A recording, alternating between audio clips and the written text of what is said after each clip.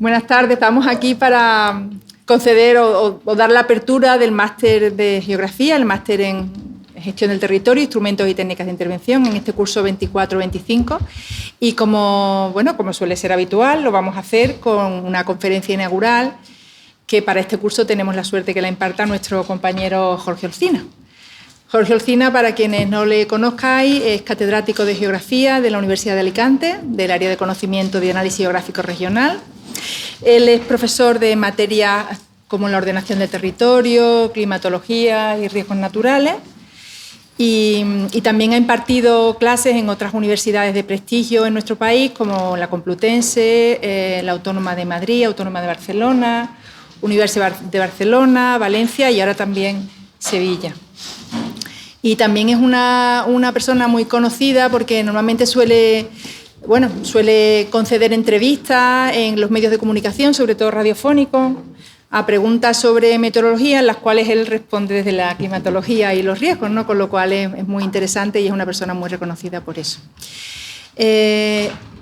Jorge es un trabajador incansable y es un investigador también muy importante dentro de su disciplina y para el conjunto de la geografía española, yo diría también que en Iberoamérica. Él es director de un grupo de investigación sobre ordenación del territorio y climatología, pero también estábamos hablando antes, ¿no? Sus investigaciones tienen mucha relación ahora con la historia moderna, el concepto de riesgo y también con todo lo que tiene que ver con la investigación en agua y ordenación del territorio.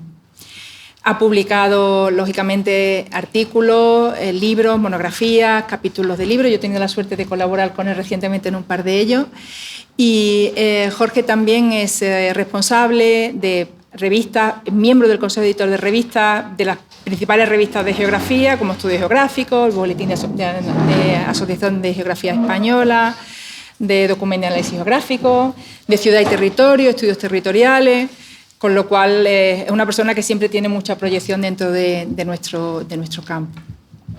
Jorge también ha sido decano de la Facultad de Filosofía y Letras, ha sido coordinador del programa de doctorado, pero quizás por lo que más le conozcamos y lo tengamos en estima ha sido por haber sido presidente de la Asociación de Geógrafos Españoles por 4 años. Yo pienso que uno de los presidentes más queridos, porque aparte de un buen trabajador y un buen investigador, es también una persona excelente y que ha venido con la lluvia, con lo cual, tratándose de un experto en agua, territorio, climatología, creo que no podía haber venido mejor.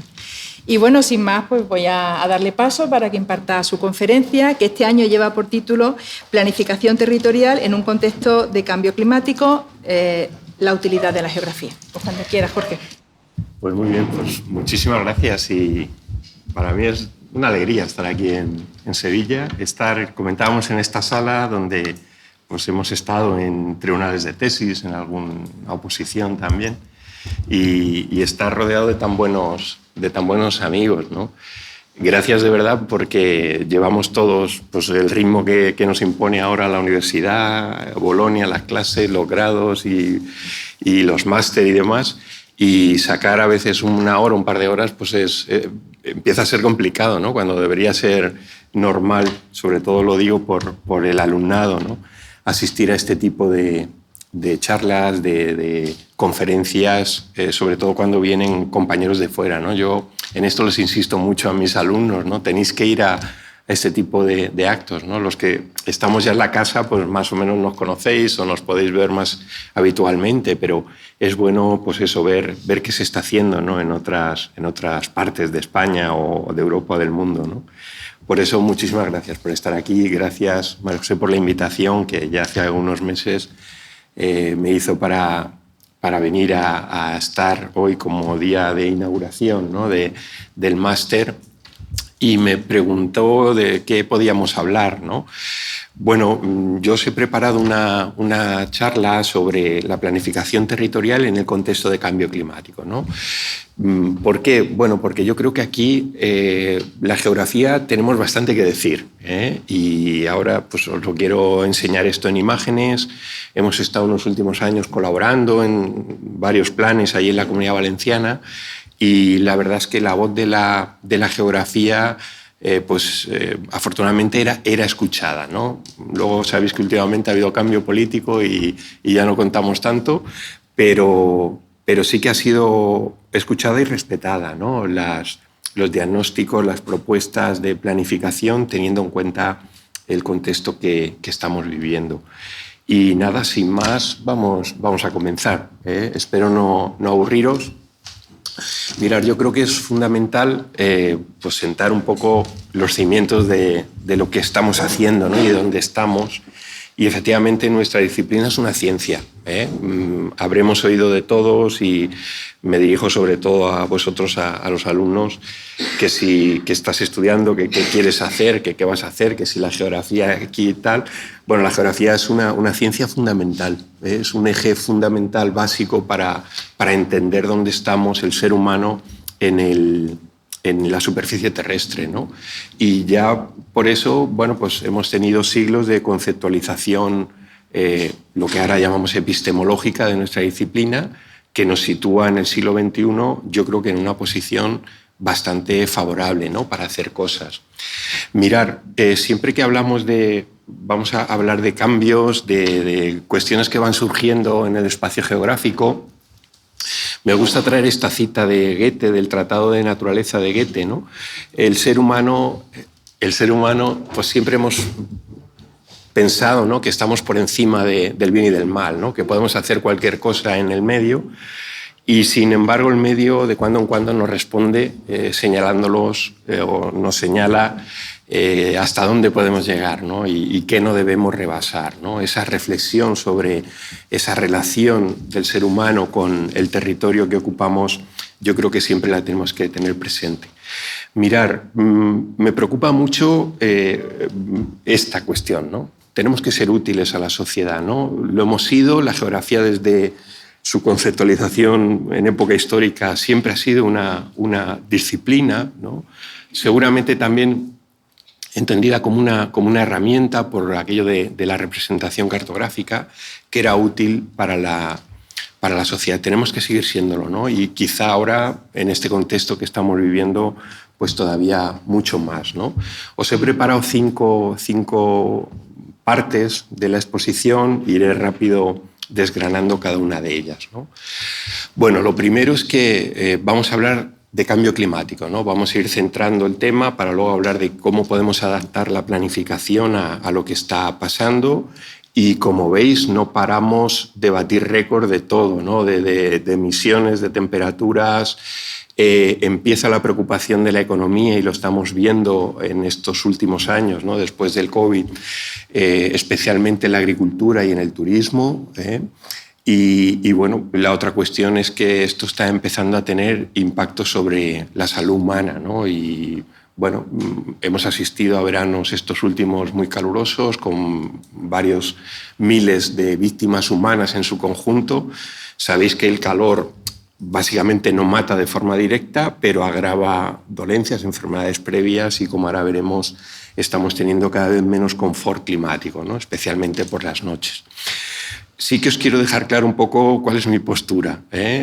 Yo creo que la postura desde la geografía tiene que ser la ciencia, el dato científico, el estudio riguroso del territorio y del impacto que está teniendo el cambio climático, evitando los dos extremos, ¿no? Por un lado, el negacionismo, que bueno, pues no habría ni que hacerle caso, en el sentido de que aquello es una creencia y nosotros trabajamos con ciencia, no con creencias. Y por otro lado también el excesivo extremismo que a veces vemos en algunos titulares, ¿no? de los medios de comunicación en este sentido, ¿no? Y están surgiendo también pues lo que podemos llamar los nuevos profetas, ¿no? Aquellos que van a solucionarlo de forma rápida, construyendo escudos con sustancias que se inyecten a la atmósfera, generando vapor de agua cerca de los océanos para que se refleje la radiación solar. Bueno, de momento, como os pongo ahí, en mi opinión, son soluciones mágicas y el ser humano tiene una solución fácil, al alcance de la mano, que sabemos cuál es la reducción de las emisiones, que es la que está alterando el balance energético de nuestro planeta, así de sencillo, ¿no? Y el problema es que esto no lo estamos haciendo, no lo estamos consiguiendo, ¿no? Estamos teniendo también un problema de comunicación de todo esto, ¿no? Y hace unos meses el Estudio de Cultura Científica de la Fundación BBVA nos daba titulares de este tipo un poquito preocupantes, ¿no? Relacionando procesos. Bueno, pues seguramente también aquí tendremos que extremar, ¿no?, nuestra acción, nuestra labor de hacer una buena divulgación, rebajar la ciencia a la sociedad, pero siempre desde la ciencia. Y bueno, pues todo esto también tenemos que trabajarlo. ¿Por qué la geografía? Bueno, pues están publicándose últimamente documentos, trabajos, artículos en blogs, pero artículos también en revistas de divulgación, que están señalando que la geografía puede ser una ciencia muy útil para estudiar el cambio climático y todo su impacto socioterritorial, ¿no? Bueno, yo lo creo así también. Yo creo que estamos en una posición, digamos, científica idónea para poder dar respuesta a la sociedad.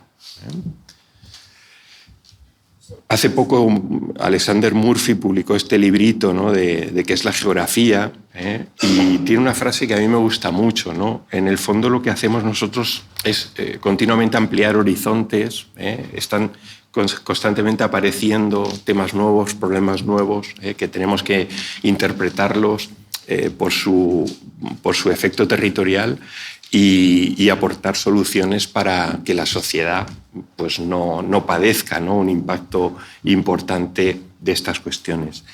Mirar, estamos en un siglo de gran complejidad, lo estamos viendo todos a diario.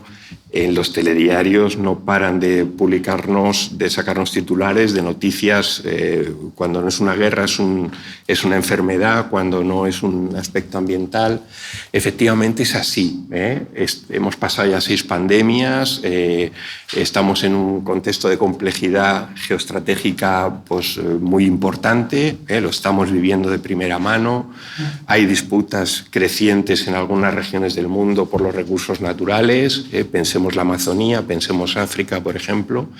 Y luego es verdad que estamos poniendo el capitalismo en cuestión, pero no tenemos un recambio, ¿no? Entonces tenemos que convivir con un sistema que a veces, como una bola de nieve, nos está sobrepasando. Pues mirad, a todo eso se une lo que veis arriba, ¿no? Esto sería la coyuntura, pero tenemos una estructura que es que no dejamos de vivir en un contexto atmosférico con una atmósfera terrestre que se va calentando, que no conseguimos frenar ese calentamiento, y esto lamentablemente pues, va a ir agravando esa complejidad de nuestro siglo XXI, ¿no? Para los que venís de las titulaciones de geografía, ¿no?, me gusta siempre destacar, ¿no?, aquellos como una especie de decálogo de por qué la geografía, ¿no?, para todo esto. Os lo he comentado, ¿no? Es uno de esos sistemas de pensamiento básicos que nos hacen situarnos en el dónde, ¿no?, dentro de la superficie terrestre. Por supuesto, es una ciencia, requiere de una formación continua. Hoy en día podríamos definir la geografía como la ciencia del cambio global, de la sostenibilidad y la información territorial. Hay muchas más definiciones, por supuesto. Y luego, bueno, pues ahí tenéis los ámbitos profesionales. Vosotros ahora os vais a formar en unas materias relacionadas con el territorio, con los análisis, los diagnósticos territoriales, con todo el extenso componente de elementos que comprenden, y la sociedad os va a pedir soluciones.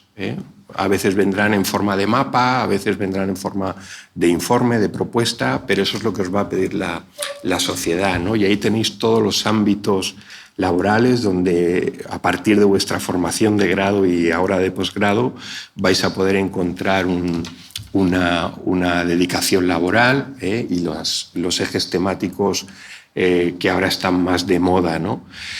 Bueno, hay debates en los que la geografía tiene que seguir estando presente.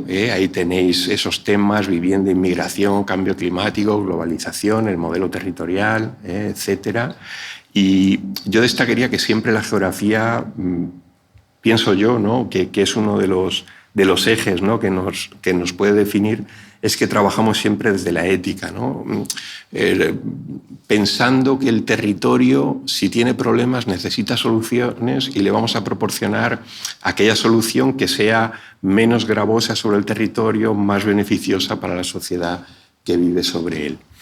Hace unas semanas, poquito antes del verano, de agosto, se publicó el último informe del Colegio de Geógrafos de los perfiles profesionales.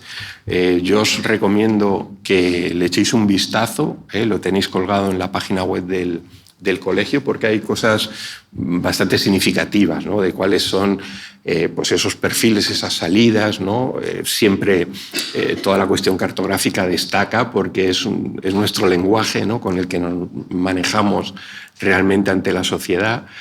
Y los vaivenes que ha sufrido la parte de la planificación territorial antes y después de la crisis inmobiliaria, y luego las cuestiones medioambientales, que también perdieron fuelle, ¿no?, en esos años de la crisis y demás. Parecía que no preocupaba tanto en un contexto de crisis económica, pero que vuelven a tener protagonismo, ¿no? Bueno, y me diréis, ¿por qué la geografía con el clima? Pues mirar, porque la primera representación cartográfica de nuestro planeta tuvo que ver con el clima, ¿no? Los griegos dividían la Tierra según la temperatura y según las horas de luz, ¿no?, las horas de sol. Y ahí surgió la división de nuestro planeta en 3 zonas térmicas y en varios climatas. Ahí hay 5, 7, llegaron a ser 11. En un método de representación cartográfica de lo que llamábamos, o le llamaban, el mundo conocido, que perduró hasta el siglo XVIII, ¿no?, hasta que ya se pudo tener aparataje para poder medir el meridiano, y ya se pudo hacer representaciones, por así decirlo, más detalladas, ¿no?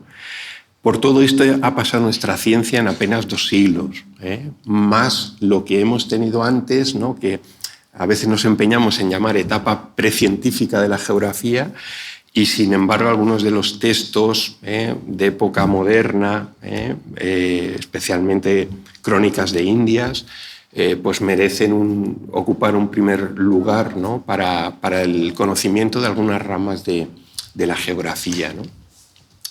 A mí últimamente me interesa mucho este señor. Estoy revisando constantemente el trabajo de Kant, la geografía física, aquella que publicó. Bueno, la publicaron unos discípulos suyos en el año 1802, ¿no?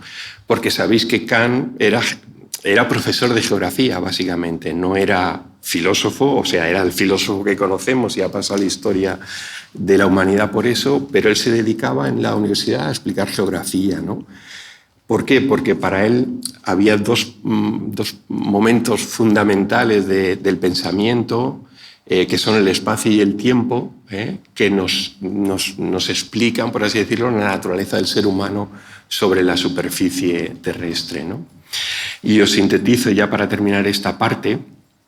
Si yo tuviera que resumir, ¿no?, cuáles han sido los hitos fundamentales de la climatología antes, digamos, de la modernidad, ¿no?, ya del aparataje científico, de los satélites y demás, pues yo destacaría estos 4 autores, desde la Crónica de Indias de la Historia Natural de José de Acosta, por supuesto Varenio, porque nos aportó la explicación de los alisios, Kant, porque publica lo que se puede considerar el primer manual de climatología, el capitulito dedicado a la atmósfera, ¿no?, al aire, dentro de su geografía física. Es un compendio, ¿no?, de conocimientos que había en aquel momento. Y por supuesto Humboldt, porque ya supone el tránsito a la parte científica que llamábamos, ¿no?, a la consulta de datos, al tratamiento de datos, a la elaboración de este tipo de cartografías, de las isotermas, el primer mapa, digamos, con datos de observatorio de todo el planeta, que nos lo representó Humboldt en el año 17. Termino, por tanto, señalando esto, ¿no? ¿Cómo nos presentamos en sociedad en estas primeras décadas del siglo XXI? Pues como esa ciencia que trabajamos con el cambio climático, podemos darle un enfoque global, como tiene, que nos preocupamos de la sostenibilidad ambiental y territorial y que trabajamos con información territorial. Y ahora pues se ha unido, ahora lo veréis, toda la cuestión esta de la inteligencia artificial. Estamos en un planeta que se calienta, ¿no? Y aquí, bueno, hay profesoras que comenzaron todo esto y a las que debemos pues, estas líneas, ¿no? que modestamente pues, algunos hemos podido seguir. El primer congreso, coloquio que se hizo dentro de la geografía sobre cambio climático lo organizó la profesora María Fernanda Pita en La Rábida, ¿no? Y desde entonces hasta ahora pues, la ciencia geográfica y la ciencia geográfica española pues ha trabajado en estas cuestiones gracias a que siempre se abrió aquella puerta a un tema entonces nuevo, ¿no? Se había publicado el primer informe del IPCC, pero realmente era una cuestión que incluso a veces ni nos creíamos, ¿no? ¿Cómo estamos en la actualidad? Pues mirar, estamos en un proceso realmente, creo yo, desbocado, con un elemento fundamental que es el mar que rodea la península ibérica, muy especialmente la parte mediterránea, se está calentando en exceso y eso tiene efectos en los elementos climáticos. Es importante que empecemos a trabajar en el impacto que esto tiene en los tiempos diarios, porque a veces la gente, cuando le dices horizonte 2050, 2100, ¿no? Lo ven muy lejano, ¿no? Es que esto ya está teniendo efecto en la circulación atmosférica, ¿no? Y ahora os comentaré algunos casos, ¿no? Hay cuestiones que se desconocen, ¿no? Esto es un poco la base de la ciencia. Hay dudas de la evolución que pueden tener algunos elementos climáticos si sigue el desajuste en el balance energético del planeta, ¿no?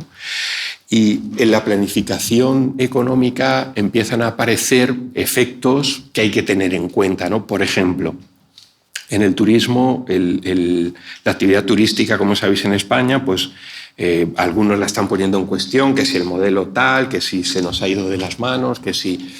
Bueno, lo importante es que empecemos a adaptar los destinos, ¿no? En algunas partes de nuestro territorio es un tema que empieza a preocupar, ¿no? Y en esto hay que decir que la administración y la empresa turística está por la labor, ¿no? En algunos territorios de España ya están trabajando en esta cuestión y desde la geografía o la climatología específicamente podemos ofrecer ya modelos de corto plazo, ¿no? A la gente no le interesa que tú le des el modelo al 2100, que es, como digo, está muy bien y hay que tenerlo siempre ahí en el ojo, ¿no? En el horizonte final, pero le interesa lo más próximo. ¿Qué va a pasar en el 2030? ¿Qué va a pasar en el 2040 para yo poder planificar mis actividades? Bueno, el proceso, como sabéis, está desbocado, ¿no? Y se está hablando que desde 2010 podemos hablar de un antes y un después de todo esto. El 2010 supone una incentivación, ¿no? del proceso de calentamiento porque el desajuste en el balance energético, ahora lo veréis, se va haciendo cada vez mayor. Y lo que hasta entonces había sido un proceso que seguía una tendencia pues, más o menos lineal, podríamos decir, desde el 2010 sigue una velocidad que los modelos iniciales pues, no habían previsto, ¿no? Y ahí tenéis un poco la ciencia mundial y la ciencia española y administraciones, organismos que están trabajando en esta cuestión y trabajando bien. Hay que decir que, por ejemplo, todo el grupo de modelización climática que está en AEMET, aquí en España, es de lo mejor que hay en el mundo, ¿no? Y trabajando para el IPCC y los modelos que están colgando a disposición del gran público pues son muy buenos. ¿Cuándo empezó todo esto? Bueno, como sabéis, el proceso, digamos que habíamos salido a mediados del 19 de un periodo frío de nuestro clima terrestre, la llamada pequeña del hielo, el interés de esas temperaturas más frías en algunas actividades económicas, ¿no? Y el desarrollo de algunas catástrofes vinculadas entonces más con el frío en aquellas centurias. Bueno, desde 1850, por marcar una fecha, iniciamos un proceso que tendría que ser, por causa natural, de progresivo calentamiento, una fase cálida del clima, pero como vemos se ha ido acelerando ese calentamiento, ¿no? Al factor natural se ha sumado la acción de un factor artificial, o que no debería haberse puesto en juego, que es las emisiones del ser humano, que apostamos primero por el carbón, luego por el petróleo y el gas como fuentes de energía para nuestro desarrollo, nuestro crecimiento económico, ¿no? Este año, como sabéis, y no es novedad, hemos vuelto a batir un récord de presencia de CO2 en la atmósfera terrestre. De esas 427 partes por millón, habíamos empezado en el año 58 con 300 y poco. Un tercio ya claramente es de origen, está contabilizado como de origen exclusivamente humano. Y fijaros, ese tercio es el responsable de casi 1 grado de subida de temperatura desde que terminó o desde que empezó la industrialización, por así decirlo, desde 1850. Me diréis, ¿por qué? Si hemos firmado protocolos, acuerdos, porque cada vez se está consumiendo más carbón, petróleo y gas en el planeta.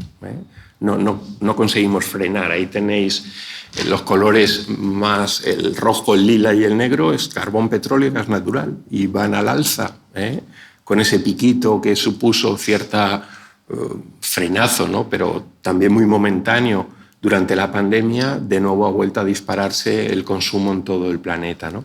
Pensar que estamos en un proceso global de efectos regionales, pero claro, Europa, ahora lo veremos, podemos ir reduciendo, cambiando nuestro modelo energético, pero en el conjunto del planeta cada vez tenemos más presencia de estos gases, ¿no? El ritmo, si sigue como estamos ahora, a fecha 2024, ¿no? de lanzamiento de esos gases, de acumulación del CO2 por efecto antrópico junto al natural. Ahí tenéis el modelo, el último que ha preparado la Universidad de Berkeley.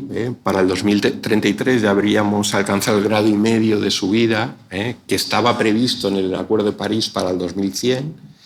Y para mediados de siglo, los 2 grados. Hacia el 2060, en esa década de los 50, habríamos alcanzado los 2 grados. Como sabéis, en estos últimos años van saliendo noticias, ¿no? de el planeta supera el 1,5 grados de los 2 grados. De momento es algo puntual, momentáneo. 50, 60 días al año, todo el planeta ya tiene 1,5 grados, pero al ritmo que vamos, como os digo, a mediados de la próxima década ya será de continuo esa subida de 1,5 grados, ¿no? Para que veáis que es un proceso global, ahí tenéis los datos de Izaña, los que veíamos antes eran del observatorio de Mauna Loa, ¿no? que es el que se usa como referencia. Y es verdad que Europa, como veis en el gráfico, pues está haciendo los deberes. Tenemos 2 horizontes bien marcados, 2030, 2050, y estamos a pasos acelerados intentando cambiar el modelo energético, ¿no? Y Europa pues está haciendo los deberes. El problema es que a nivel planetario hay países, regiones que cada vez emiten más, ¿no? Y no se compensa hasta el momento presente las reducciones de un lugar con las sumas abultadas del otro. Cuando hablamos de cambio climático hablamos de esto, de este gráfico tan sencillo y tan complejo, ¿no? Un cambio de clima significa que hemos alterado esto, hemos alterado el equilibrio energético. El planeta, como sabéis, se mueve por radiación solar que nos entra, la transformamos, reprocesamos y emitimos radiación, en este caso de otro valor, la radiación infrarroja, al espacio exterior, ¿no? En la actualidad ya se está calculando, ahora veremos algún análisis más preciso, que este sistema estaría desequilibrado en 1 vatio por metro cuadrado. A lo mejor puede ser una unidad pequeña o sonarnos pequeña, pero es la responsable de todo el proceso de calentamiento que estamos viviendo. Mirad, cuando estudiábamos en los años 80, 90 climatología, ¿no? Veíamos estos modelos y todavía en muchos de ellos decían el sistema está equilibrado, ¿no? Entran 340 vatios y salen 300, ¿no? Al espacio exterior. Ya en los primeros años del siglo XXI empezaron a presentarse los modelos desajustados, ¿no? Se hablaba de 0,5, 0,6. El último que ha hecho el programa Copernicus, que por cierto es de lo mejor que hay en el planeta, ¿no? En el conjunto de las agencias mundiales, ¿no? Estamos hablando de la NOAA, ¿no? Como la NASA, por supuesto, ¿no? Los británicos y los japoneses, pero hay que ensalzar que Copernicus ha hecho una apuesta decidida por esto y lo está haciendo muy bien. El último modelo de balance que ha publicado la agencia nos está hablando del 0,76. Bueno, y es bastante acertado. Aquí os he traído uno que ha salido hace poquitos meses, ¿no? Que compara el periodo de desajuste 74-93 con el último. Por eso os decía que el proceso de calentamiento está un poco desbocado, ¿no? Acelerado, si me permitís esa expresión. Para mí lo más preocupante ahora es esto, el calor que se está acumulando en las cuencas marinas, ¿no? El mar tiene una inercia térmica, como sabéis, todo lo que acumule tarde o temprano tendrá que salir, pero lo hace de forma más retardada. Y tenemos sobre todo una cuenca mediterránea que está siendo, pues, como decimos coloquialmente, en verano una bañera, ¿no? De agua caliente, porque además es una cuenca con poca circulación de masa de agua fría. Y este año, como sabéis, hemos vuelto a batir otro récord. En el conjunto son 29 grados, ¿no? 29 y algo. En las regiones marítimas de aquí de la península ibérica no se ha llegado tanto, pero casi, a 28 y pico. Con lo cual, el mar Mediterráneo durante unos meses, entre mediados de junio y mediados de septiembre, es un mar realmente tropical. Antes, cuando hablábamos qué condiciones tiene que tener la atmósfera o el espacio geográfico para formar un ciclón tropical, ¿no? Y una de ellas era que el mar esté a más de 26 grados, ¿no? Bueno, pues aquí ya lo tenemos, ¿no? No estamos en esas latitudes para conformar una estructura de aquel tipo, pero la gasolina, digamos, el elemento de base sí que lo tenemos, ¿no? Y el Mediterráneo está siendo un problema. Ahí tenéis cómo debería estar evolucionando la temperatura por causa natural, la línea azul. Deberíamos estar en esa banda, en esa horquilla de temperatura, y estamos en la roja. Y bueno, pues por eso os digo que el negacionismo aquí no cabe, ¿no? Es decir, los datos están ahí y a un negacionista lo que hay que preguntarle es que os explique el balance energético del planeta. Si tenéis algún amigo negacionista, que os explique, bueno, vale, tú me dices que no está cambiando, explícame el balance energético del planeta y que os dé una razón científica de esta cuestión. Pero os decía que ahora lo importante es ver cómo eso se está transfiriendo a la dinámica atmosférica, ¿no? Porque hablamos siempre, sube la temperatura, es el efecto. Puede haber irregularidad de lluvias, ahora lo veremos, ¿no? Pero lo que está ocurriendo es que las diferentes bandas de circulación ya están empezando a notarse ese efecto del incremento térmico. Nosotros estamos en esa banda que llamamos de latitudes medias, ¿no?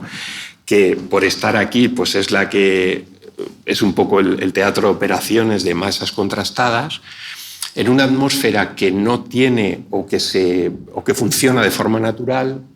Os he puesto ahí el solecillo. Digamos que los movimientos de masa de aire no son tan rápidos, tan enérgicos. En una atmósfera que estamos sobrecalentando, para que el conjunto intente encontrar un equilibrio, tiene que mover las masas de aire de forma más rápida, para intentar encontrar un equilibrio en ese desajuste del balance energético regional, ¿no? Y esto es lo que podemos encontrar ahora en nuestra península ibérica, ¿no? Una dilatación hacia el norte de la célula de Halley. Si habéis visto estas últimas semanas, se decía, está lloviendo en el Sáhara, ¿no? Y de hecho han salido imágenes de chaparrones y tal, y incluso pues, se han formado algunas islas, ¿no? De verdor. ¿Por qué? Porque la zona de convergencia ha subido mucho en latitud. Y no ha sido solo este año, llevamos unos años ya notando, ¿no? Que sube más en latitud en los veranos del hemisferio norte, ¿no? Porque se está produciendo una dilatación. Eso tiene ahora, veréis, un impacto directo en la península ibérica. Pero por otro lado se están produciendo más danas, ¿no? Las gotas frías de antes, estamos teniendo una frecuencia mayor de danas, ¿no? Es decir, que vamos hacia una atmósfera más tranquila durante más días, pero mucho más movida con mucha más energía durante otros días, ¿no? Otros días, digamos, menores al cabo del año, pero eso tiene un efecto sobre los tipos de tiempo. Vendría a ser una representación de este tipo, ¿eh? Célula de Halley dilatada hacia el norte y, por otro lado, bajadas más frecuentes de aire frío para compensar esa subida de temperatura, ¿no?, en las diferentes capas de la atmósfera. Por tanto, fijaros, como síntesis de todo esto, en la península ibérica caminamos hacia esto, ¿eh? Caminamos hacia un estadio de dilatación de la célula de Halley, podríamos decir más anticiclón de las Azores, más días, problemas con el agua, ¿eh? Llueve menos. Ahora veréis que alguna zona de la península ibérica ya claramente está teniendo menos efecto pluviométrico, y luego procesos de reajuste mucho más energéticos, con lo cual hay problemas de extremos atmosféricos, ¿eh? Bueno, ¿y cómo podemos planificar el territorio en este contexto, ¿no? Bueno, pues primero unos principios básicos de actuación, que conoceréis, los que trabajáis en esto, pues, seguro, ¿eh? Hoy en día estamos en el momento de la sostenibilidad, ¿no?, como principio rector de la planificación territorial, pero ahora hay que incorporarle el cambio climático también, ¿eh? Hay que empezar a trabajar con modelizaciones de corto o medio plazo. Tenemos que ser realistas, ¿eh? Debemos aportar soluciones particularizadas al sector que nos lo pida, ¿eh? Puede ser un ayuntamiento, puede ser una asociación de hoteleros, puede ser una asociación agraria, ¿eh?, un sindicato agrario. Hay que contar con la ciudadanía, ¿eh? Y debemos incorporar inteligencia e innovación, que esto ya está empezando a funcionar, ¿no? Y hay en mi opinión, cinco grandes retos, ¿no?, en este siglo XXI de la planificación, ¿no? Por supuesto que la sostenibilidad tiene que ser el principio rector, ¿eh? Tenemos que incorporar el cambio climático y los extremos asociados. Hay que empezar a utilizar herramientas, ¿no?, como es la infraestructura verde. En algunas comunidades autónomas de España se ha hecho una apuesta interesante, ¿no?, por esta herramienta de la infraestructura verde, la planificación, por supuesto en el diseño de indicadores y el cumplimiento de las jerarquías, ¿no?, administrativas y jurídicas, en definitiva, ¿eh? No podemos ir por nuestro lado sin saber lo que las escalas superiores nos están señalando, ¿no? Y mirar, hay un contexto, yo creo que favorable en el ámbito español, ¿eh?, que es la Ley de Cambio Climático del año 21, que afortunadamente tardó en elaborarse, aprobarse, pero ya la tenemos, ¿no? Algunas comunidades autónomas, como sabéis, han aprobado sus propias normativas, han detallado algún aspecto más y tal, pero en el artículo 21 nos dice claramente que la planificación territorial y urbana hay que adaptarla a los efectos del cambio climático, ¿eh? Esto no todos los gobiernos que están gobernando por las Españas lo aceptan bien, ¿eh? Porque aquí estamos hablando de evitar la construcción o la transformación de suelos por el efecto presente o futuro que pueda tener el cambio climático, ¿eh? Y mirar, en mi opinión, hay 4 grandes planificaciones, ¿no? Cuando hablamos de un Estado democrático tiene que estar o debería estar bien organizado, bien planificado, ¿no? Hay 4 directamente afectadas por esto, ¿no? La planificación territorial, que estamos viendo, la planificación hidrológica. Esto en España está costando y va a costar mucho, porque estamos muy acostumbrados a planificar desde la oferta, ¿eh? Y esto tendríamos que empezar a cambiarlo, ¿eh?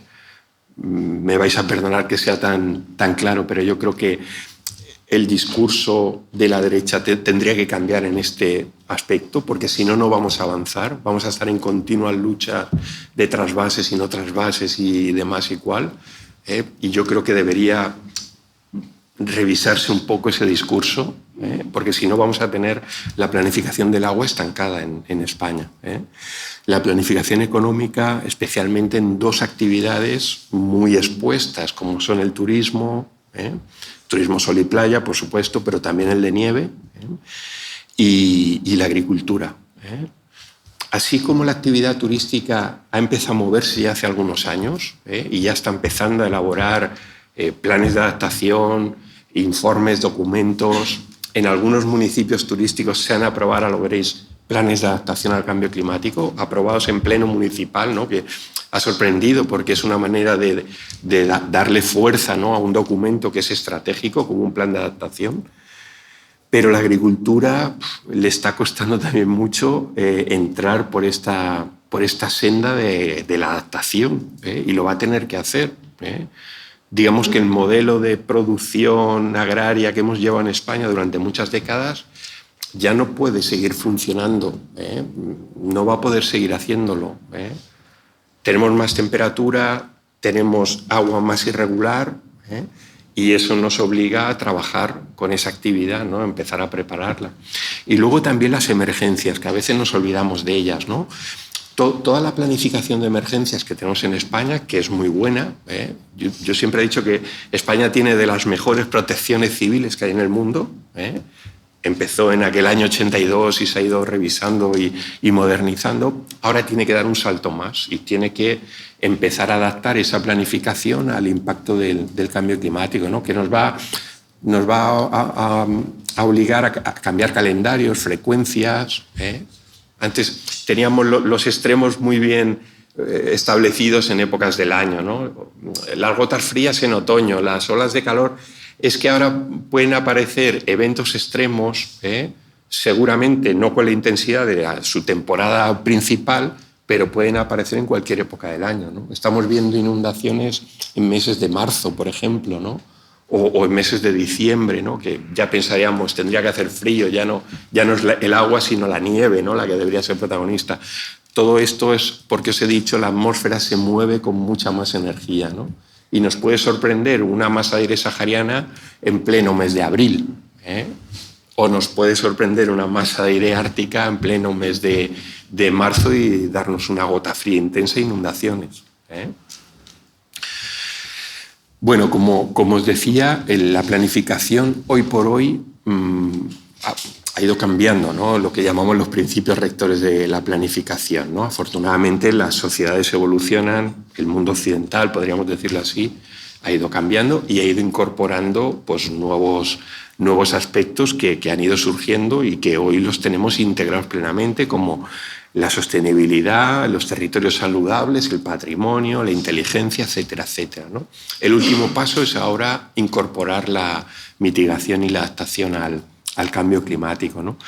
Y para esto hay diferentes maneras de hacerlo, ¿no? Por supuesto, tenemos que ser muy, muy buenos en la preparación de análisis diagnóstico, muy buenos en la elaboración de cartografía, y esto es uno de los puntos fuertes de la geografía, y estas herramientas que llamamos de infraestructura verde, ¿no?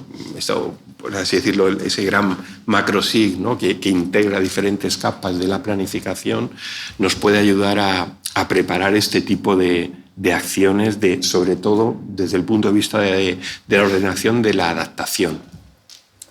Mirad, hemos estado trabajando con una empresa radicada en Valencia, a la que le habían encargado un proyecto europeo para estudiar las acciones de adaptación en dos sectores, ¿no? Nos sorprendió uno, que era la pesca, pero luego entendimos que tenía su importancia y en la Comunidad Valenciana, y luego el turismo, ¿no?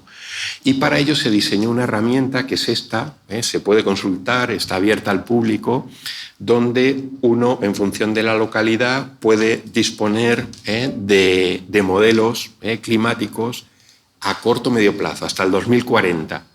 No querían que fuéramos hasta el 2100. Y se empezaron a hacer modelización, tanto para tierra como para agua, de la evolución de diferentes variables, temperaturas máximas, mínimas, oscilaciones, precipitación. Bueno, pues os lo digo porque estas son las cuestiones que ahora en la planificación os van a poder solicitar, ¿no? Cuando acabéis el máster y empecéis la dinámica profesional, ¿no? Pues vendrá un ayuntamiento o vendrá una empresa y querrá saber, oye, yo tengo una explotación agraria aquí, ¿qué tengo que hacer o qué cultivo de aquí al 2040, ¿no? No os va a pedir el 2100 porque ya no estaremos aquí, ¿no? pero sí que ese corto, medio plazo tenemos que trabajarlo bien, y ya empezamos a disponer de datos y herramientas para hacerlo, ¿no? Mirar, hasta ahora, cuando hablamos de cambio climático y planificación, ¿qué se está haciendo, ¿no? Observando documentos y acciones por España, ¿no?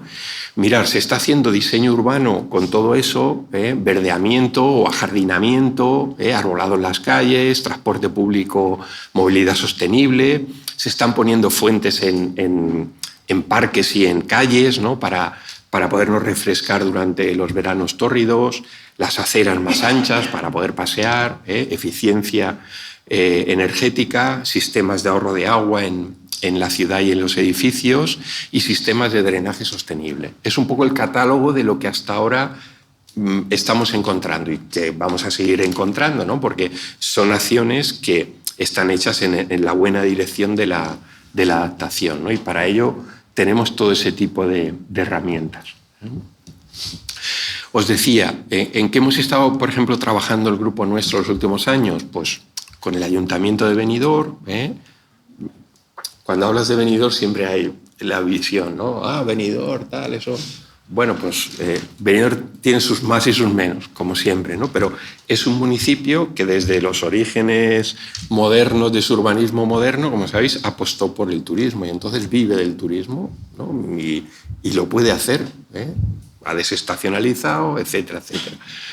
Ahora, el siguiente paso, o una de las últimas acciones, ha sido esta, ¿no? Están preocupados por el tema, el sector hotelero de ahí es muy potente y quiere saber, tal, y en colaboración con el ayuntamiento, nos encargaron la preparación de un plan de adaptación. Y entonces ahí se hizo un diagnóstico de muchas cosas, del estado de la cuestión, no solo climática, trabajamos con indicadores socioeconómicos, ambientales, etc. Se hizo una cartografía específica de escala municipal y se diseñaron 80 medidas priorizadas para que el ayuntamiento, en función de su presupuesto y de su interés, pudiera poner en marcha, ¿no? La sorpresa nuestra fue que lo aprobó un pleno municipal y lo aprobaron todas las agrupaciones políticas. El ayuntamiento está gobernado por el PP desde hace ya años, pero el Partido Socialista, Compromís, tal, apoyaron la acción, ¿no? Quizá esto es lo más positivo de todo el proceso, ¿no?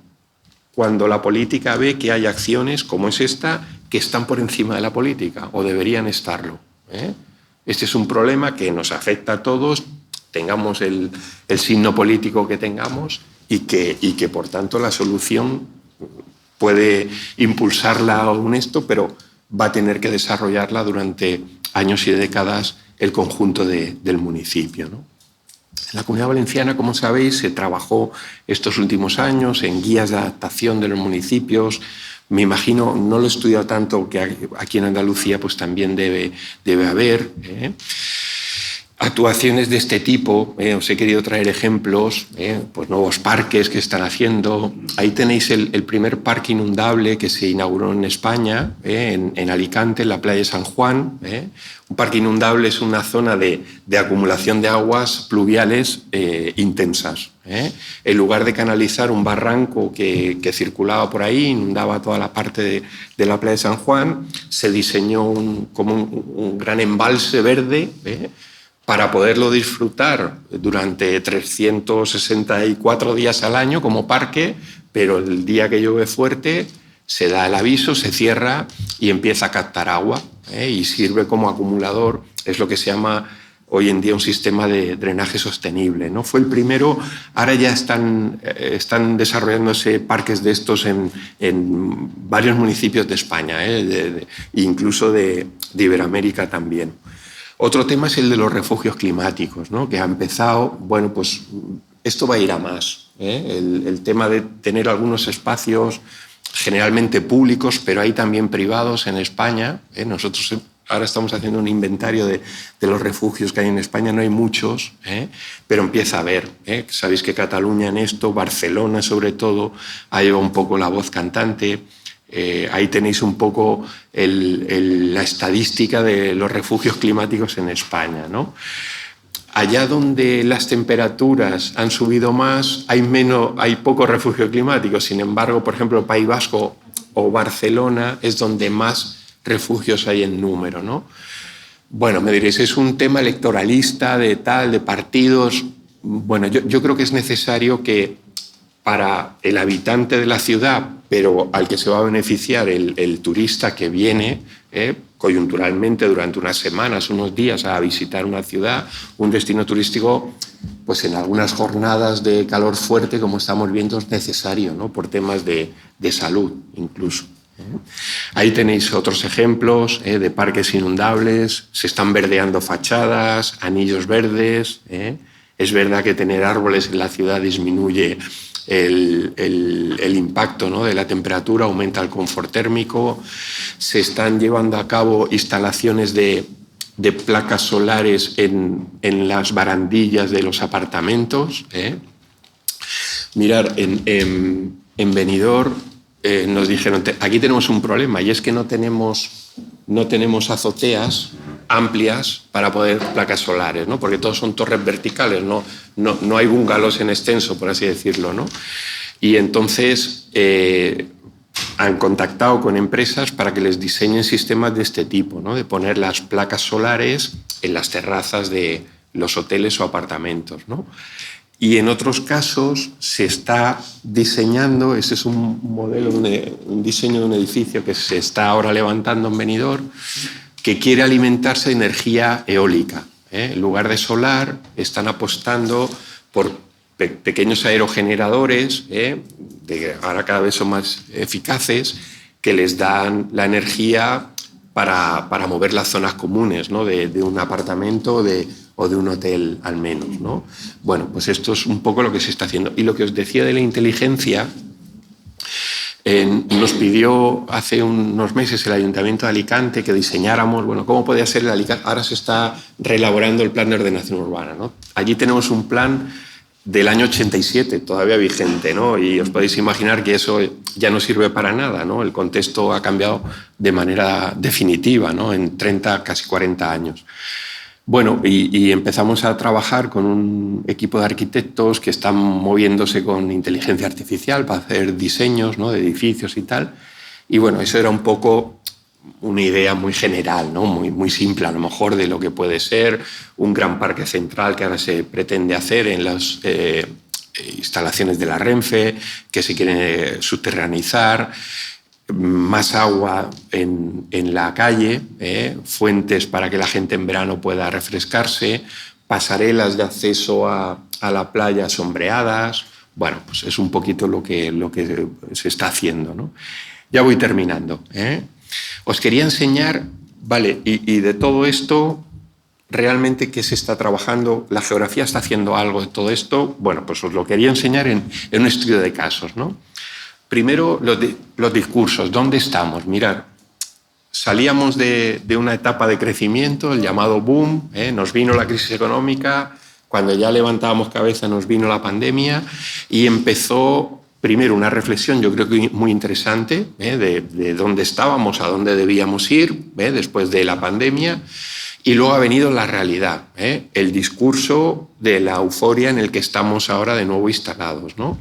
No digo que sea más bueno o más malo, pero yo creo que basarse solo en que si vienen tantos millones o este verano hemos batido récord, vale, está muy bien, económicamente puede suponer un ingreso, pero yo creo que tenemos capacidad de reflexión para orientar el crecimiento si la política se deja orientar, ¿no?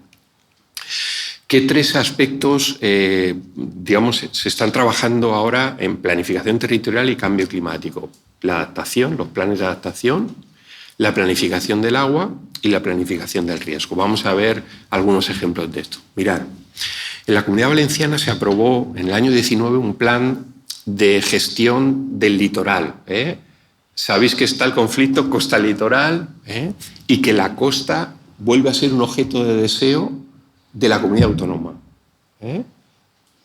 Es decir, el dominio público pretende controlarlo, gestionarlo, planificarlo algunas administraciones regionales. En España ha habido dos que se han adelantado, Galicia y la Comunidad Valenciana ahora, que quieren aprobar.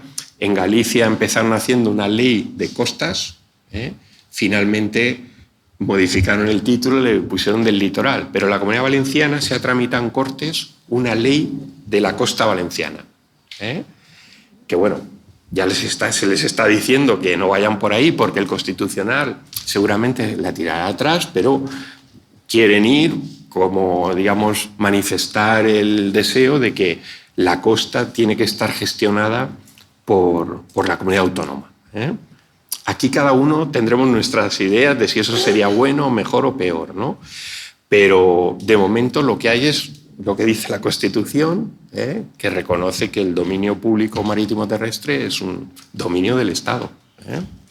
Bueno, en la Comunidad Valenciana se hizo un plan del litoral, el llamado Patibel, para proteger las 27 zonas, ventanas que quedaban del no urbanizable abiertas al mar, y para darles una protección, por así decirlo, duradera, con una figura de ordenación del territorio de la ley valenciana de ordenación del territorio. Ahí tenéis un poco los criterios con los que se seleccionaron estas zonas, ¿no? Ahora estamos en el contexto contrario, en ese otro discurso que os decía, ¿no? No me gusta que se protegiera algunas zonas de allí porque, claro, tenían mucho valor para poder construir, y ahora vamos a reinventarnos la ley, anulamos aquel plan y vamos a aprobar una nueva ley. En este contexto es en el que estamos. Incluso con la ley de costas 2013-14 más la ley de cambio climático se habían empezado a revisar algunos deslindes, y fijaros, por ejemplo, en estas fotos que tenéis de ahí, es en Tabernes de la Valdigna, donde, claro, ahí tienen un problema de fondo, ¿no? El agua ha erosionado ya parte de la playa. Por lo que ahora veremos, hay más temporales marítimos y se está llevando la arena, y se había empezado a hacer un deslinde, con lo cual esas primeras torres de primera línea estaban apercibidas de demolición. Todo viene de aquí. En los últimos 6-7 años hemos tenido varios eventos extremos que, fijaros a dónde nos han llevado, ¿no? Lo que empezó en el 2008 como una zona idílica de unos chalés concesionarios en dominio público, pues se han quedado ya sin arena delante y con algunas casas destruidas, ¿no? Por los últimos temporales, el Gloria, el Filomena, etcétera, etcétera. ¿Qué se hace para congraciarse con los concesionarios? Prometerles una nueva ley de costas que les salvará porque van a hacer un gran dique de protección de toda la costa, ¿no? Bueno, aquí habrá gente seguramente que controle más el tema de la costa y las dinámicas y tal, pero yo creo que modestamente lo que habría que hacer aquí, llegar a un acuerdo con esos concesionarios, ofrecerles seguramente algunos terrenos tierra adentro, hacer un canje, hacerles en unas condiciones económicas singulares, y bueno, ¿de qué os estoy hablando? De que vamos a necesitar también mucha gobernanza en el buen sentido entre administraciones para solucionar algunos problemas que los creíamos más lejanos, pero estamos viendo que se nos presentan más rápido, ¿no? ¿Cuál ha sido la respuesta en la Comunidad Valenciana? Una nueva ley de costas, como veis ahí, que en una disposición transitoria permite la construcción de instalaciones hoteleras en la zona de influencia de la ley de costas. Claro, yo creo que no debería ser la respuesta en un contexto de cambio climático como el que estamos viendo, ¿no? Pero bueno, pues vamos por ahí. Otro plan en el que hemos participado algunos compañeros de allí del departamento fue un plan de ordenación de la Vega Baja, ¿no? Se pretendía que fuera el primer plan adaptado plenamente al cambio climático. El plan se elaboró, pasó la fase de exposición pública, el año pasado cambió el gobierno y el plan está en un cajón. Ya no hemos vuelto a saber Nada más de. Intervenimos en un plan, para mí, bastante querido, el plan Vega Renace. A raíz de la inundación de la Vega Baja del 2019, el gobierno valenciano puso en marcha un plan para dinamizar la comarca y adaptarla al cambio climático. Quizá con una visión, yo creo que acertada, de largo plazo, ¿no? No podía estar pendiente Orihuela de que cada 10-15 años hubiera una gran inundación, ¿no? Y se activó un plan que tuvo solamente un problema, que no se le definió una figura, digamos, estable, aprobada por unas Cortes o por un gobierno, y se dejó como un plan estratégico territorial. El problema ha sido que con el cambio de gobierno el plan se ha venido abajo. Entre otras cosas, definimos en ese plan la nueva zona inundable de la Vega Baja, que no era la de los mapas oficiales. Si os interesa el tema del riesgo, sabéis que está el Sistema Nacional de Cartografía, que está muy bien, una obligación europea por la Directiva de Inundaciones. El Estado español ha hecho un buen banco de datos, pero puntualmente, comarcal y sobre todo localmente hay que revisarlo. Y ahí tenéis, si os gusta este tema, dentro del máster de planificación, tenéis una tarea interesante. En el caso de Benidorm os traía esto, voy a hablar un poquito de agua, ya estoy en el tramo final de la exposición, para que vierais que cuando se gestiona bien el agua, cuando se gestiona bien, no hace falta nuevos recursos. Benidorm en el año 22, ahí tenéis cómo evoluciona la población. Benidorm consume ahora menos que en el año 75, ¿no? Podemos decir, cuando acabó el primer boom turístico, la crisis del petróleo y tal. Ahora se consume menos agua, y la población ha aumentado, digamos, la estable, luego viene la turística, ¿no? ¿Por qué? Porque ha habido una inversión continua en la mejora de la red. El modelo urbanístico de Benidorm ayuda a que haya también menos pérdidas en red, eso también hay que decirlo. No es un modelo en extenso, es un modelo en vertical. Pero llegar a un 95% de eficacia en la red, de no pérdidas, solo un 5% se pierde o no se registra, para ser más exacto, es un valor muy importante. Y de ahí el plan de adaptación que os decía, que es este que tenéis ahí, lo podéis consultar en la web, no vuelvo a ello. Entre otras cosas, mirar, para las playas de Benidorm, que siempre aparecen, las playas más deseadas o más tal de España, y siempre está Playa de Levante y Playa de Poniente en Benidorm. Bueno, como se ha visto un problema de regresión en la playa de Poniente, se ha diseñado, que esto no es nuevo, en La Coruña también se ha diseñado un sistema de una duna artificial, como de un almacén de arenas en la trasera de la playa, para poder recomponer en caso de que haya un temporal fuerte la arena, porque es el recurso turístico que alimenta la ciudad. No se puede quedar sin arena. Mirad, entro en un tema que últimamente a mí, os lo confieso, me enrabia mucho, porque creo que el discurso del agua en España no está cambiando al ritmo que debería.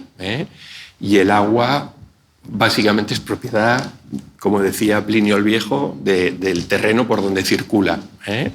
Hemos hecho una aprobación, está muy bien, el ser humano tiene que abastecer sus usos, sus demandas y demás, pero tiene que hacerse siempre desde el pacto, el acuerdo y no desde la imposición.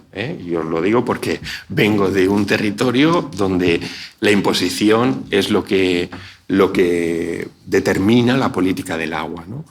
Mirar, tenemos que empezar a pasar de este modelo de la oferta continuada de agua a un modelo de mejor gestión de la demanda, de aportación de otro tipo de recursos que no dependan de la lluvia. A lo mejor es muy fuerte lo que os digo, pero España tiene que empezar a planificar el agua siendo menos dependiente de la lluvia, en el contexto de cambio climático. No podemos ser tan dependientes de que llueva. Mirar cómo estábamos aquí en Andalucía, lo habéis vivido, en Cataluña, y lo único que se decía es: vamos a ver si llueve, No, tú tienes que tener previsto la solución en los años de bonanza, tenerla ejecutada para cuando vengan menos lluvias, ¿no? Porque, como os he comentado antes, la lluvia en España cada vez es más irregular. Hay una banda central de precipitación en España, sistema central y sistema ibérico meridional, donde claramente las lluvias van a la baja. El Cantábrico todavía no lo nota, la parte, digamos, meridional, Andalucía, por el tema de la mayor frecuencia de las gotas frías, todavía no marca una tendencia, pero ese sector central sí. Y ahí nacen el Tajo y el Júcar. Y los dos son fundamentales para el abastecimiento de las comunidades del Mediterráneo, como sabéis, ¿no? La planificación del agua en España ha pasado por muchos vericuetos. Ahora deberíamos estar en la etapa de la planificación por la mejora de la gestión de la demanda. Pero seguimos hablando siempre de incremento de la oferta. De la oferta de agua superficial. Lo que os quiero decir también es que en España va a haber territorios donde la lluvia no llegue, el acuífero a lo mejor seguramente tampoco, el agua residual tendremos que aprovecharla al 100%, pero igual no llegamos tampoco por la demanda que hay y necesitaremos desalación si queremos mantener los estándares de desarrollo que tenemos. Por eso, antes os decía, ni extremismo ni negacionismo. En agua ni soy de trasvase ni soy de desalación. Las dos son políticas de oferta. Pero si me preguntáis por cuál apostaría yo ahora, en el 2024, claramente en algunos territorios hará falta desalación. Reutilización al 100%, que no la tenemos en España. En España reutilizamos el 10% del agua que depuramos, solamente. Consumimos 4.000 de uso urbano, estamos depurando 3.800, reutilizamos 400 en el conjunto de España. Un 10%. Necesitaríamos aumentar mucho más la capacidad de reutilización, que en algunos territorios permitiría eliminar la fase de agobio de las sequías. ¿A qué me refiero a esto? Cataluña, por ejemplo. Si Cataluña hubiera reutilizado toda el agua depurada de la depuradora del Besós, de las de Barcelona, podría haber evitado esa fase de agobio habiendo trasladado caudales a la agricultura del Llobregat y del Ter, permitiendo que agua superficial fuera a Barcelona, porque algunos municipios ya tuvieron que aplicar restricciones, ¿verdad? Por tanto, el agua depurada nos sirve para parar el golpetazo de la sequía extrema. Y luego viene el agua desalada, que nos va a hacer falta en algunos territorios. Mirad, algunas ideas de esto. Tenemos que ser menos dependientes de la lluvia. Yo sé que esto hay gente que no le gusta escucharlo, pero es que las lluvias se están comportando como se están comportando. Hay que diseñar sistemas multifuente.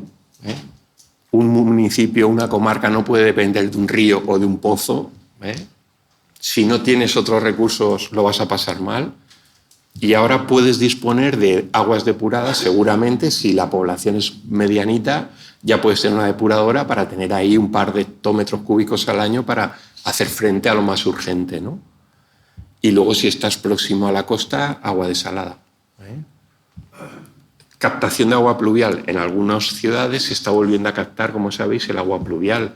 Bueno, eso da una porción muy menor, ¿no?, del consumo urbano, pero bueno, te puede garantizar el riego de parques y jardines durante un par de meses o 3, ¿no?, después de una tormenta fuerte, ¿vale? O sea que no hay que despreciarlo, pero no son cantidades importantes. Os hablo de una cosa que a mí últimamente, ya os digo, que me tiene muy molesto, ¿no? Porque no hemos bajado el pistón de que me hace falta agua, que me la traigan, ¿vale? Yo aquí produzco para toda Europa y necesito el agua, pero el agua la necesita también la cabecera del otro río, ¿no?, del Cedente en este caso. Mirar lo que está pasando en los montes universales. La tendencia de disminución de la lluvia. Ahí nacen el Júcar y el Tajo. Se han perdido 276 hectómetros cúbicos en ese periodo de análisis. La media de trasvase anual del Tajo Segura son 300, en el mejor de los casos. Sabéis que el trasvase se calculó para 600 y luego para 1000. Nunca se ha conseguido ni los 600 ni los 1000. Pero ahora no llega ni la mitad, prácticamente.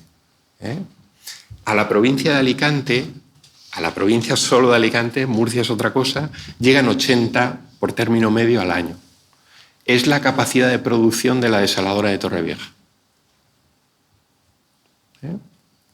Si se quisiera diseñar un plan B para dejar de utilizar las aguas del trasvase Tajo Segura, se podría. No pasaría nada. Nosotros hemos hecho los cálculos dentro del plan este de la Vega Baja. Primero, se está diciendo que se cultiva más terreno del que hay. Aquí hay una labor de la geografía interesante.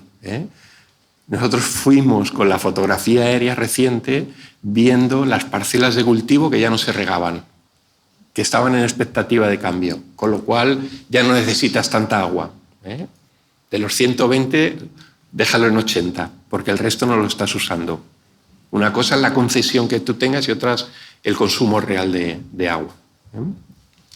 Y a partir de ahí diseñamos un esquema, un plan B, para que la comarca funcionara sin el trasvase Tajo Segura, en caso de que las autoridades decidieran cerrarlo.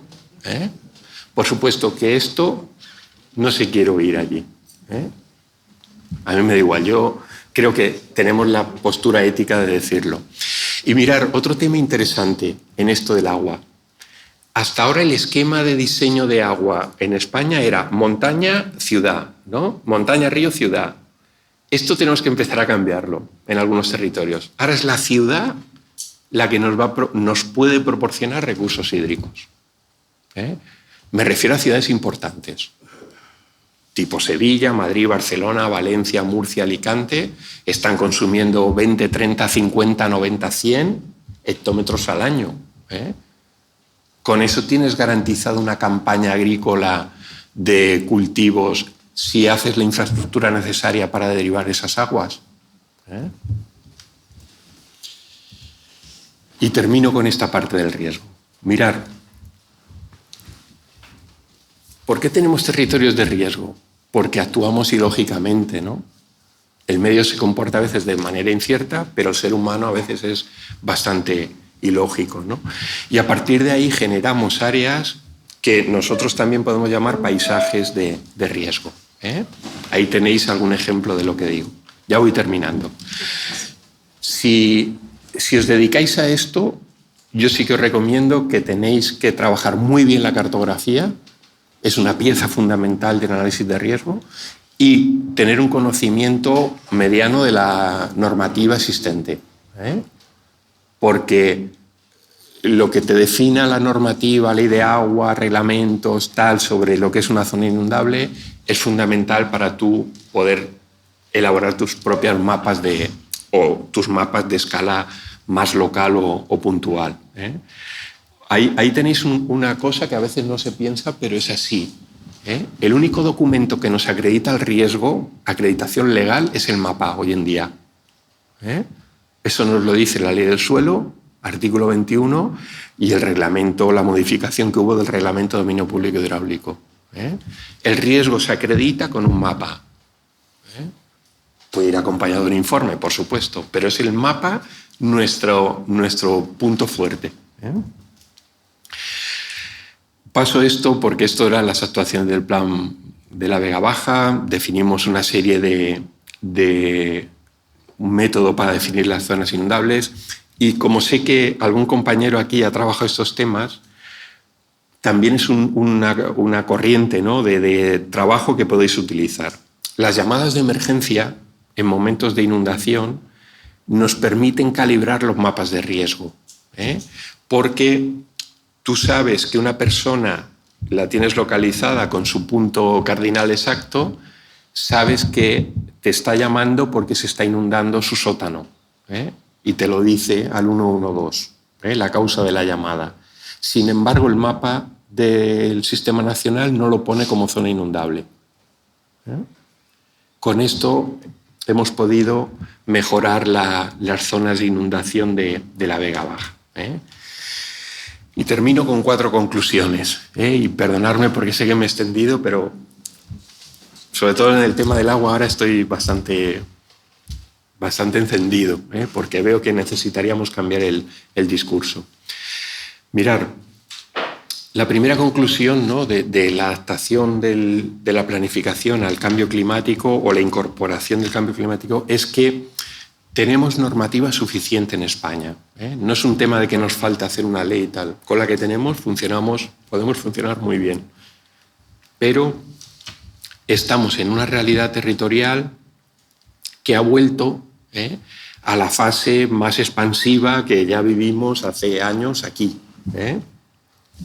Y en este sentido, todo este discurso cuesta hacerlo entender a la sociedad, sobre todo a la política. A la sociedad no tanto, la sociedad es consciente de que tenemos un problema y oye, pues cada vez se están manifestando cosas un poco más anómalas y hay que actuarlo. Pero a la política no le interesa tanto esta cuestión, a alguna política, pero digamos a la que está gestionando planes y tal, pues estamos viendo que no va al ritmo que debiera, ¿no? Por tanto, está dominando ese discurso del crecimiento y es verdad que en nuestro país no hay una cultura territorial, ¿no? No salimos a la calle para que aprueben un plan de ordenación territorial, sostenible y tal, ¿no? Eso, pues aquí esto no pasa, ¿no? El dominio público marítimo terrestre, el fluvial o el hidráulico no tanto, ¿no? Porque ya tenemos normativa y una directiva europea y ahí ya cuesta un poco, pero el marítimo terrestre se ha vuelto a convertir en un objeto de deseo. Ya empiezan o van a seguir los conflictos territoriales. Veréis cómo esto iremos viendo noticias en los próximos años. Yo creo que tendrá que haber un nuevo pronunciamiento del Tribunal Constitucional y delimitar, aunque están bien delimitadas, porque está la Constitución española esta cuestión. Y por último, yo creo que la geografía hoy por hoy es una disciplina científica rigurosa, versátil, la más integradora para este contexto complejo que vivimos, al cual se nos ha unido un aspecto atmosférico ambiental, que hasta los años 90 pensábamos que eso no iba a ser nada, pero que estamos viendo que cada vez está cobrando más importancia, ¿no? Y termino diciendo que el cambio climático es un problema, sí, pero es también se nos presenta una oportunidad. Yo creo que tenemos que saber aprovecharla. Una oportunidad para empezar a hacer todo este tipo de trabajos, de aproximaciones, de cartografías. La cooperación público-privada es fundamental. No podemos ser talibanes de yo solo lo público, tal, no. Es que aquí estamos todos metidos en el mismo saco, en el mismo problema. No me vale eso de que yo no, con la empresa privada no cuento, no. Hay que contar. Podremos tener nuestros principios, nuestros tal, pero aquí estamos todos metidos en la misma faena. Y nada más, muchísimas gracias y perdonar porque me he pasado 6 de tiempo, pero he disfrutado mucho de estar con vosotros, de verdad. Gracias.